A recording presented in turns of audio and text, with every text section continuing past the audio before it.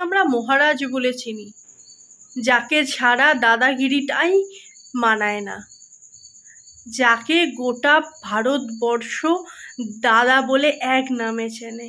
আজকে সেই দাদার কিছু বক্তব্য শুনে অনেকটা হতাশ হলাম।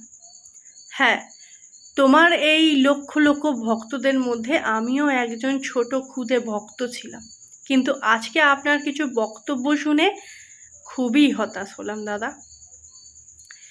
আপনি কি বলছেন যে হ্যাঁ, আপনি বলেছেন যে তাড়াতাড়ি অ্যাকশান নেওয়া উচিত এই বিরুদ্ধে, এটার এগেনস্টে, এটা আপনি একদমই রাইট বলেছেন। জানি না কতটা অ্যাকশান নেওয়া হবে, কারণ এখনও পর্যন্ত যতটা ফেসবুকে আপডেট পাচ্ছি ততটা হচ্ছে অলরেডি প্রমাণ লোপাটের জন্য ভাঙচুর করে দেওয়া হয়েছে জায়গাটা, যাতে কোনো জায়গায় প্রমাণ না পাওয়া যায়। ঠিক আছে, তো সেক্ষেত্রে জানি না কতটা কি জাস্টিস পাওয়া যাবে, আদৌ জাস্টিস পাওয়া যাবে কি না। কারণ এর আগেও প্রিয়াঙ্কা রেড্ডি নামে একটা ডক্টর, ওনার সাথেও এরম জিনিসটাই হয়েছিল। তখনও সবাই মোমবাতি হাতে নিয়ে দাঁড়িয়েছিল জাস্টিস পাওয়ার জন্য। আর আবারও 2019 সাল, একটা 2024 সালে এসে আবারও সেম জিনিস হলো একটা ডক্টরের সাথে। হয়তো এটার থেকে আরও বাজে কিছু হলো ডক্টরটার সাথে। ঠিক আছে, তারপরেও আপনি বলছেন সত্যি মেয়েদের নিরাপত্তা আছে আমাদের পশ্চিমবঙ্গে তথা ভারতবর্ষে? জানি না। আপনি বলছেন একটাকে দিয়ে বিচার করা যায় না। ঠিক আছে, আমি কথা বলতে বলতে একটু প্রবলেম হচ্ছে, তো যাই হোক, তোমরা একটু ম্যানেজ করে নিও। ঠিক আছে, তো আপনি কি বলছেন যে হ্যাঁ, একটা জিনিসকে দিয়ে গোটা ভারতবর্ষকে জাস্টিস করা করা যায় না, নিরাপত্তা নেই এটা বলা যায় না। আরে কোথায় নিরাপত্তা আছে দাদা? কোথাও নিরাপত্তা নেই।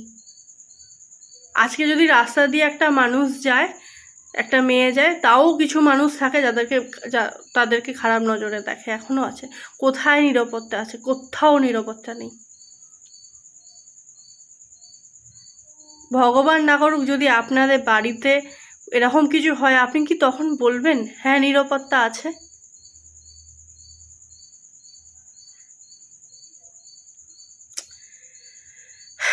জানি না, আপনাকে যতটা মানুষ ভালোবাসতো, এই ভারতবর্ষ, পশ্চিমবঙ্গ তথা ভারতবর্ষে গোটা মানুষ যতটা আপনাকে ভালোবাসতো, কিন্তু আপনার এই বক্তব্য শুনে না কিছুটা হলেও আপনার থেকে ভালোবাসাটা এরপরে কমে গেল।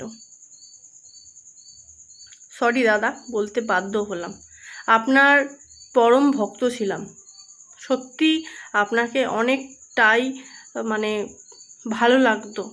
ঠিক আছে, কিন্তু আজকের পর থেকে সেই জায়গাটাতে আর রাখতে পারবো না। কারণ আজকে যদি আপনার বাড়ির সাথে কিছু হতো, কোনো মেয়ের সাথে, হয়তো এই কথাটা আপনি বলতে পারতেন না যে নিরাপত্তা আছে। আজকে হয়নি বলেই আপনি বলছেন নিরাপত্তা আছে। নিরাপত্তা নেই, কোনো জায়গাতেই নিরাপত্তা নেই।